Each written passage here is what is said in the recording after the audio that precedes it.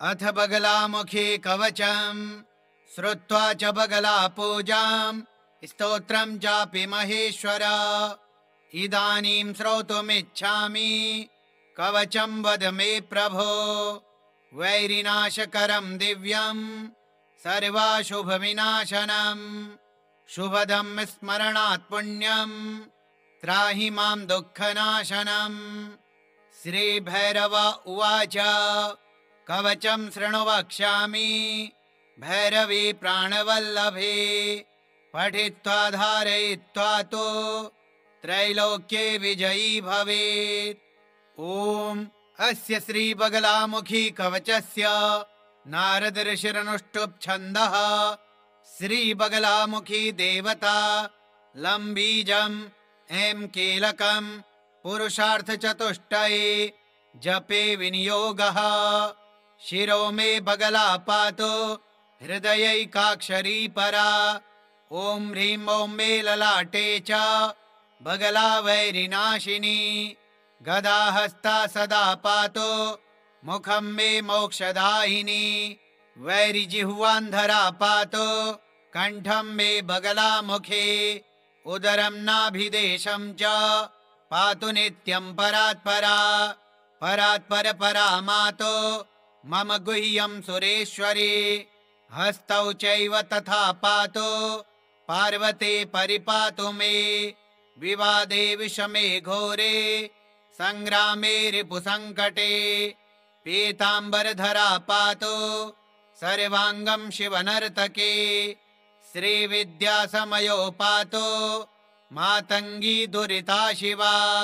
पातु पुत्रं सुतं चैव कलत्रं कालिका मम।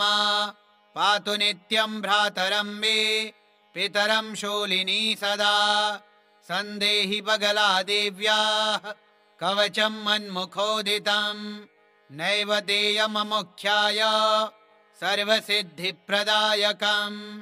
पठनाद्धारणादस्य पूजनाद्वाञ्छितं लभेत्। इदं कवचमज्ञात्वा यो जपेत् बगलामुखीं पिबन्ति शोणितं तस्य योगिन्यः प्राप्य सादराः। वश्ये चाकर्षणे चैव मारणे मोहने तथा महाभये विपत्तौ च पठेद्वा पाठयेत्तु यः तस्य सर्वार्थसिद्धिः स्यात् भक्तियुक्तस्य पार्वती।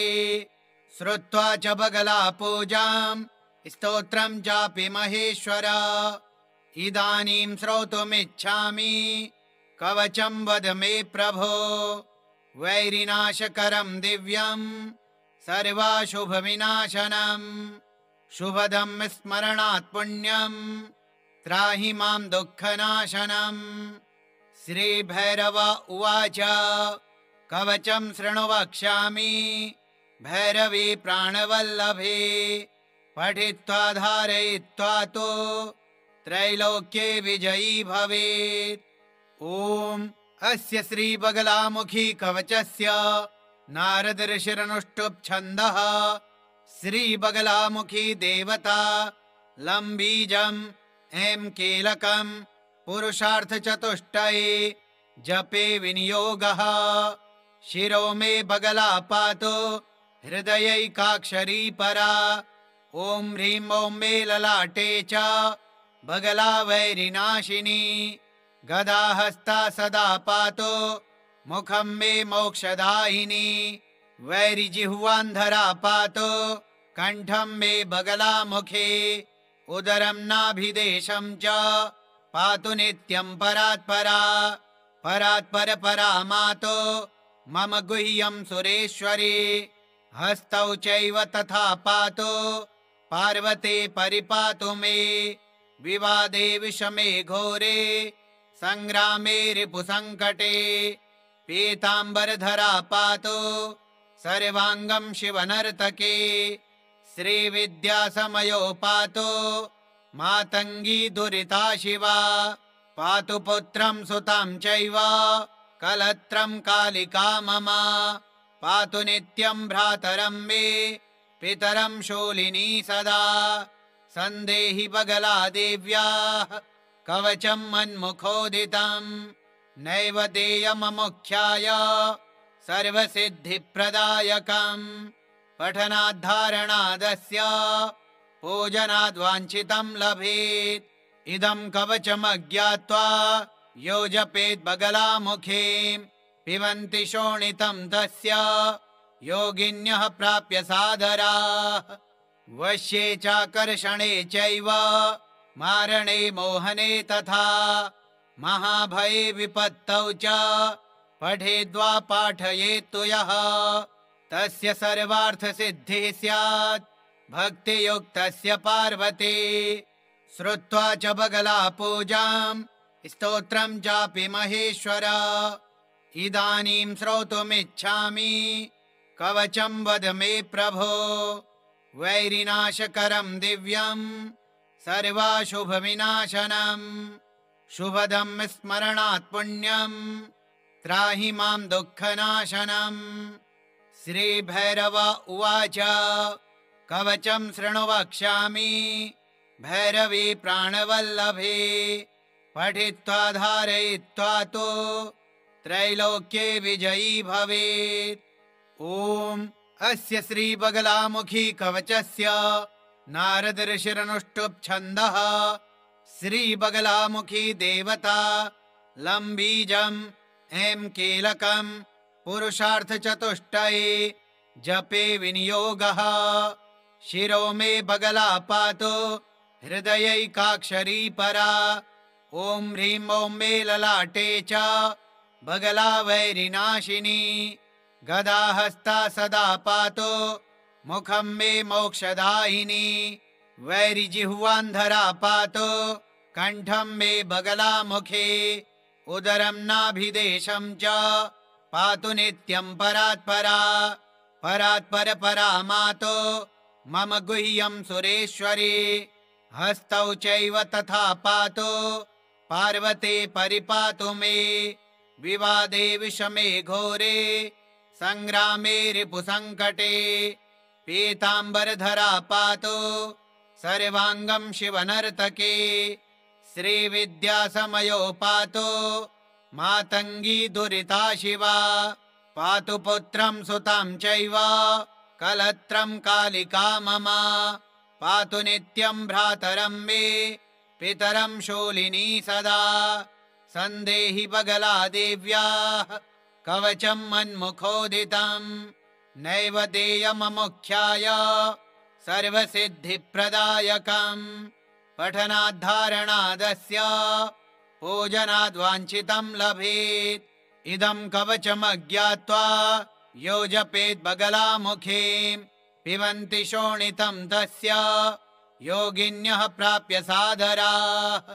वश्ये चाकर्षणे चैव मारणे मोहने तथा महाभये विपत्तौ च पठेद्वा पाठयेत्तु यः तस्य सर्वार्थसिद्धिः स्यात् भक्तियुक्तस्य पार्वती। श्रुत्वा च बगला पूजां स्तोत्रं चापि महेश्वर इदानीं श्रोतुमिच्छामि कवचं वद मे प्रभो। वैरिनाशकरं दिव्यं सर्वाशुभविनाशनं शुभदं स्मरणात् पुण्यं त्राहि मां दुःखनाशनम्। श्रीभैरव उवाच कवचं शृणु वक्ष्यामि भैरवी प्राणवल्लभे पठित्वा धारयित्वा तो त्रैलोक्ये विजयी भवेत्। ॐ अस्य श्रीबगलामुखी कवचस्य नारद ऋषिरनुष्टुप् छन्दः। श्रीबगलामुखी देवता लं बीजम् ऐं कीलकं पुरुषार्थचतुष्टये जपे विनियोगः। शिरो मे बगला पातु हृदयैकाक्षरी परा। ॐ ह्रीं ॐ मे ललाटे च बगला वैरिनाशिनी। गदाहस्ता सदा पातु मुखं मे मोक्षदायिनी। वैरिजिह्वान्धरा पातु कण्ठं मे बगलामुखे। उदरं नाभिदेशं च पातु नित्यं परात्परा। परात्परपरा मातो मम गुह्यं सुरेश्वरी हस्तौ चैव तथा पातु पार्वती परिपातु मे विवादे विषमे घोरे संग्रामे रिपुसङ्कटे पीताम्बरधरा पातु सर्वाङ्गं शिवनर्तके श्रीविद्यासमयो पातु मातङ्गी दुरिता शिवा पातु पुत्रं सुतं चैव कलत्रं कालिका मम पातु नित्यं भ्रातरं मे पितरं शूलिनी सदा सन्देहि बगला देव्याः कवचं मन्मुखोदितं नैवेद्यममुख्याय सर्वसिद्धिप्रदायकम् पठनाद्धारणादस्य पूजनाद्वाञ्छितं लभेत् इदं कवचमज्ञात्वा यो जपेत् बगलामुखीं पिबन्ति शोणितं तस्य योगिन्यः प्राप्य सादराः वश्ये चाकर्षणे चैव मारणे मोहने तथा महाभये विपत्तौ च पठेद्वा पाठयेत्तु यः तस्य सर्वार्थसिद्धिः स्यात् भक्तियुक्तस्य पार्वती श्रुत्वा च बगला पूजां स्तोत्रं चापि महेश्वर इदानीं श्रोतुमिच्छामि कवचं वद मे प्रभो वैरिनाशकरं दिव्यं सर्वाशुभविनाशनं शुभदं स्मरणात् पुण्यं त्राहि मां दुःखनाशनम् श्रीभैरव उवाच कवचं शृणु वक्ष्यामि भैरवी प्राणवल्लभे पठित्वा धारयित्वा तु त्रैलोक्ये विजयी भवेत्। ॐ अस्य श्रीबगलामुखी कवचस्य नारद ऋषिरनुष्टुप् छन्दः श्रीबगलामुखी देवता लम्बीजम् ऐं कीलकम् पुरुषार्थचतुष्टये जपे विनियोगः शिरो मे बगला पातु हृदयैकाक्षरी परा ॐ ह्रीं ॐ मे ललाटे च बगला वैरिनाशिनी गदाहस्ता सदा पातु मुखं मे मोक्षदायिनी वैरिजिह्वान्धरा पातु कण्ठं मे बगलामुखे उदरं नाभिदेशं च पातु नित्यं परात्परा परात्परपरा मातो मम गुह्यं सुरेश्वरी हस्तौ चैव तथा पातु पार्वती परिपातु मे विवादे विषमे घोरे संग्रामे रिपुसङ्कटे पीताम्बरधरा पातु सर्वाङ्गं शिवनर्तके श्रीविद्यासमयो पातु मातङ्गी दुरिता शिवा पातु पुत्रं सुतं चैव कलत्रं कालिका मम पातु नित्यं भ्रातरं मे पितरं शूलिनी सदा सन्देहि बगला देव्याः कवचं मन्मुखोदितं नैवेद्यममुख्याय सर्वसिद्धिप्रदायकम् पठनाद्धारणादस्य पूजनाद्वाञ्छितं लभेत् इदं कवचमज्ञात्वा यो जपेत् बगलामुखीं पिबन्ति शोणितं तस्य योगिन्यः प्राप्य सादराः वश्ये चाकर्षणे चैव मारणे मोहने तथा महाभये विपत्तौ च पठेद्वा पाठयेत्तु यः तस्य सर्वार्थसिद्धिः स्यात् भक्तियुक्तस्य पार्वती श्रुत्वा च बगला पूजां स्तोत्रं चापि महेश्वर इदानीं श्रोतुमिच्छामि कवचं वद मे प्रभो वैरिनाशकरं दिव्यं सर्वाशुभविनाशनं शुभदं स्मरणात् पुण्यं त्राहि मां दुःखनाशनम् श्रीभैरव उवाच कवचं शृणु वक्ष्यामि भैरवी प्राणवल्लभे पठित्वा धारयित्वा तु त्रैलोक्ये विजयी भवेत्।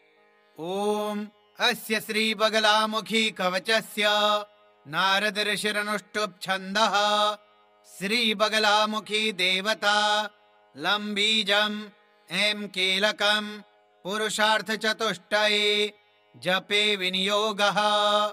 शिरो मे बगला पातु हृदयैकाक्षरी परा। ॐ ह्रीं ॐ मे ललाटे च बगला वैरिनाशिनी। गदाहस्ता सदा पातु मुखं मे मोक्षदायिनी। वैरिजिह्वान्धरा पातु कण्ठं मे बगला मुखे। उदरं नाभिदेशं च पातु नित्यं परात्परा। परात्परपरा मातो मम गुह्यं सुरेश्वरी। हस्तौ चैव तथा पातु पार्वती परिपातु मे। विवादे विषमे घोरे संग्रामे रिपुसङ्कटे। पीताम्बरधरा पातु सर्वाङ्गं शिवनर्तके। श्रीविद्यासमयो पातु मातङ्गी दुरिता शिवा। पातु पुत्रं सुतं चैव कलत्रं कालिका मम। पातु नित्यं भ्रातरं मे पितरं शूलिनी सदा।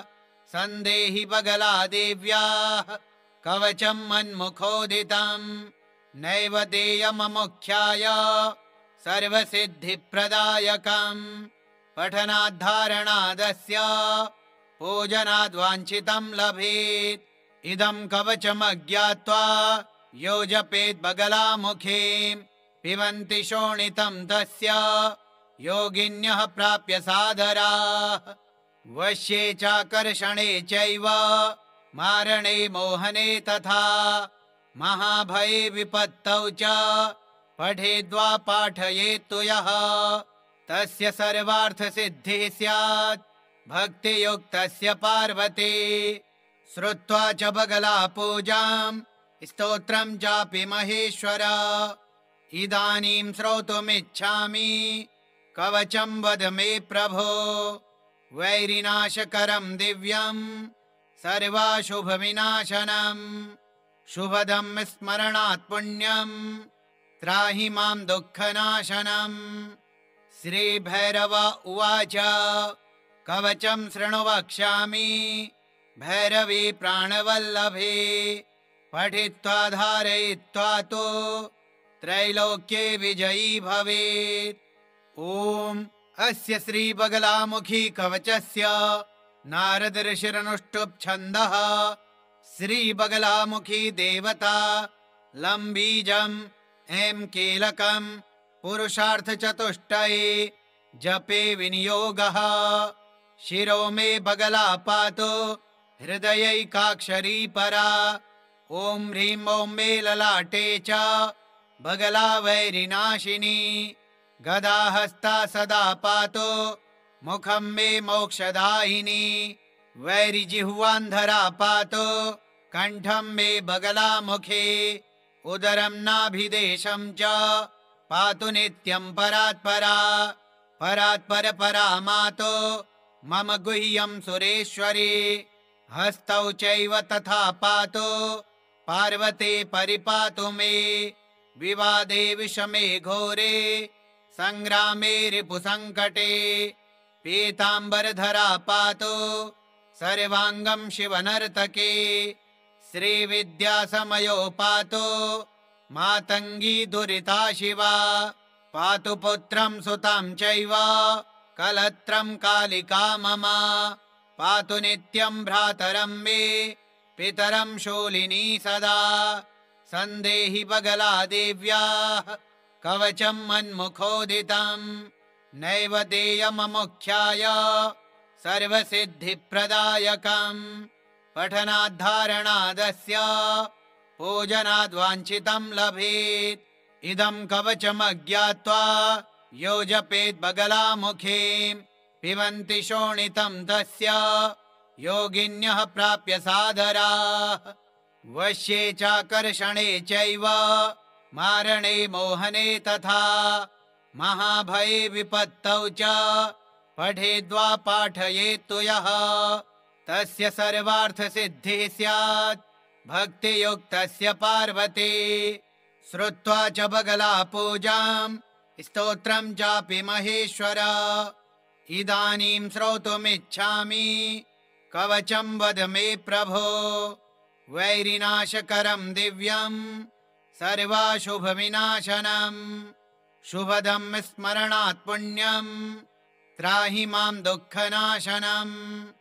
श्रीभैरव उवाच कवचं शृणु वक्ष्यामि भैरवी प्राणवल्लभे। पठित्वा धारयित्वा तु त्रैलोक्ये विजयी भवेत्। ॐ अस्य श्रीबगलामुखी कवचस्य नारद ऋषिरनुष्टुप् छन्दः।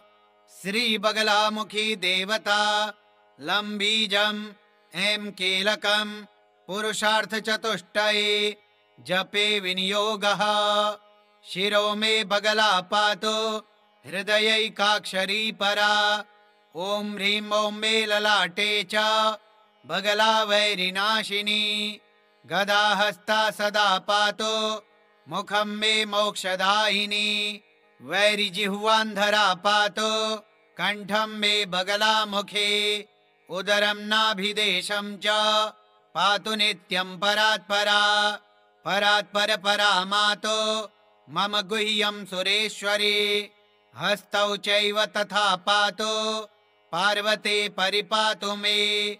विवादे विषमे घोरे संग्रामे रिपुसङ्कटे। पीताम्बरधरा पातु सर्वाङ्गं शिवनर्तके। श्रीविद्यासमयो पातु मातङ्गी दुरिता शिवा। पातु पुत्रं सुतं चैव कलत्रं कालिका मम। पातु नित्यं भ्रातरं मे पितरं शूलिनी सदा। सन्देहि बगला देव्याः कवचं मन्मुखोदितं। नैव देयममुख्याय सर्वसिद्धिप्रदायकम्। पठनाद्धारणादस्य पूजनाद्वाञ्छितं लभेत्। इदं कवचमज्ञात्वा यो जपेत् बगलामुखीं पिबन्ति शोणितं तस्य योगिन्यः प्राप्य सादराः। वश्ये चाकर्षणे चैव मारणे मोहने तथा महाभये विपत्तौ च पठेद्वा पाठयेत्तु यः तस्य सर्वार्थसिद्धिः स्यात् भक्तियुक्तस्य पार्वती। श्रुत्वा च बगला पूजां स्तोत्रं चापि महेश्वर। इदानीं श्रोतुमिच्छामि कवचं वद मे प्रभो।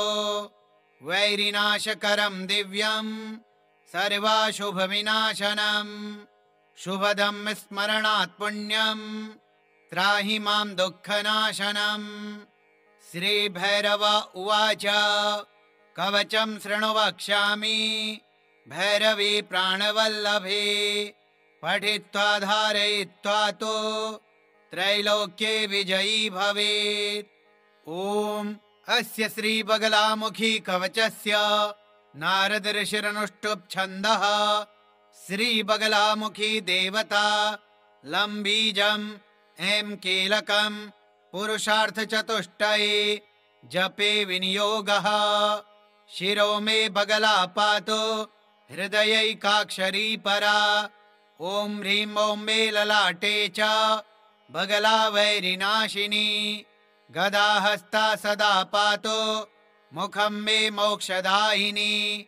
वैरिजिह्वान्धरा पातु कण्ठं मे बगला मुखे। उदरं नाभिदेशं च पातु नित्यं परात्परा। परात्पर परा मातो मम गुह्यं सुरेश्वरी। हस्तौ चैव तथा पातु पार्वती परिपातु मे।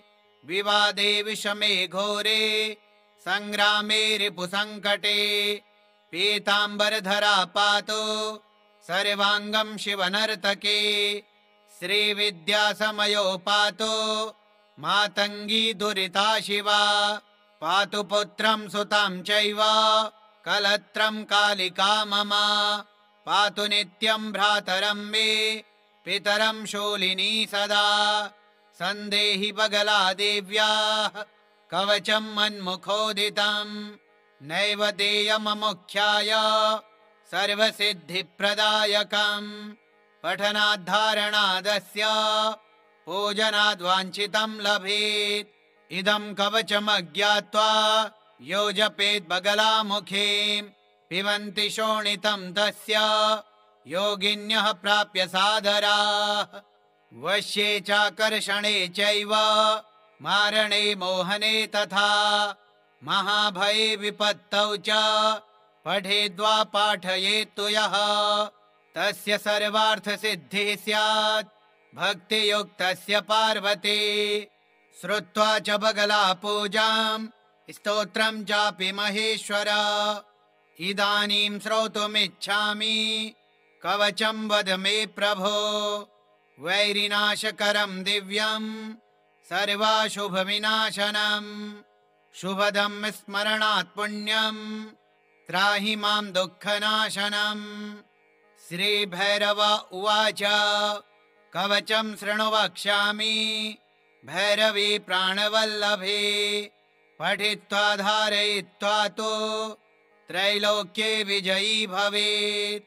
ॐ अस्य श्रीबगलामुखी कवचस्य नारद ऋषिरनुष्टुप् छन्दः। श्रीबगलामुखी देवता लं बीजम् ऐं कीलकं पुरुषार्थचतुष्टये जपे विनियोगः। शिरो मे बगला पातु हृदयैकाक्षरी परा। ॐ ह्रीं ॐ मे ललाटे च बगला वैरिनाशिनी। गदाहस्ता सदा पातु मुखं मे मोक्षदायिनी। वैरिजिह्वान्धरा पातु कण्ठं मे बगला मुखे। उदरं नाभिदेशं च पातु नित्यं परात्परा। परात्पर परा मातो मम गुह्यं सुरेश्वरी। हस्तौ चैव तथा पातु पार्वती परिपातु मे। विवादे विषमे घोरे संग्रामे रिपुसङ्कटे। पीताम्बरधरा पातु सर्वाङ्गं शिवनर्तके। श्रीविद्यासमयो पातु मातङ्गी दुरिता शिवा। पातु पुत्रं सुतं चैव कलत्रं कालिका मम। पातु नित्यं भ्रातरं मे पितरं शूलिनी सदा। सन्देहि बगला देव्याः कवचं मन्मुखोदितं। नैव देयममुख्याय सर्वसिद्धिप्रदायकम्। पठनाद्धारणादस्य पूजनाद्वाञ्छितं लभेत्। इदं कवचमज्ञात्वा यो जपेत् बगलामुखीं पिबन्ति शोणितं तस्य योगिन्यः प्राप्य सादराः। वश्ये चाकर्षणे चैव मारणे मोहने तथा महाभये विपत्तौ च पठेद्वा पाठयेत्तु यः तस्य सर्वार्थसिद्धिः स्यात् भक्तियुक्तस्य पार्वती। श्रुत्वा च बगला पूजां स्तोत्रं चापि महेश्वर इदानीं श्रोतुमिच्छामि कवचं वद मे प्रभो। वैरिनाशकरं दिव्यं सर्वाशुभविनाशनं शुभदं स्मरणात् पुण्यं त्राहि मां दुःखनाशनम्। श्रीभैरव उवाच कवचं शृणु वक्ष्यामि भैरवी प्राणवल्लभे पठित्वा धारयित्वा तु त्रैलोक्ये विजयी भवेत्। ॐ अस्य श्रीबगलामुखी कवचस्य नारद ऋषिरनुष्टुप् छन्दः। श्रीबगलामुखी देवता लं बीजम् ऐं कीलकं पुरुषार्थचतुष्टये जपे विनियोगः। शिरो मे बगला पातु हृदयैकाक्षरी परा। ॐ ह्रीं ॐ मे ललाटे च बगला वैरिनाशिनी। गदाहस्ता सदा पातु मुखं मे मोक्षदायिनी। वैरिजिह्वान्धरा पातु कण्ठं मे बगला मुखे। उदरं नाभिदेशं च पातु नित्यं परात्परा। परात्पर परा मातो मम गुह्यं सुरेश्वरी। हस्तौ चैव तथा पातु पार्वती परिपातु मे। विवादे विषमे घोरे संग्रामे रिपुसङ्कटे पीताम्बरधरा पातु सर्वाङ्गं शिवनर्तके श्रीविद्यासमयो पातु मातङ्गी दुरिता शिवा पातु पुत्रं सुतां चैव कलत्रं कालिका मम पातु नित्यं भ्रातरं मे पितरं शूलिनी सदा सन्देहि बगला देव्याः कवचं मन्मुखोदितं नैव देयममुख्याय सर्वसिद्धिप्रदायकं पठनाद्धारणादस्य पूजनाद्वाञ्छितं लभेत् इदं कवचमज्ञात्वा यो जपेत् बगलामुखीं पिबन्ति शोणितं तस्य योगिन्यः प्राप्य सादराः वश्ये चाकर्षणे चैव मारणे मोहने तथा महाभये विपत्तौ च पठेद्वा पाठयेत्तु यः तस्य सर्वार्थसिद्धिः स्यात् भक्तियुक्तस्य पार्वती श्रीरुद्रयामले बगलामुखे कवचम् श्रीबगलामुख्यार्पणमस्तु। ॐ श्रीबगलामुख्यै देव्यै नमः। ॐ श्रीबगलामुख्यै नमः।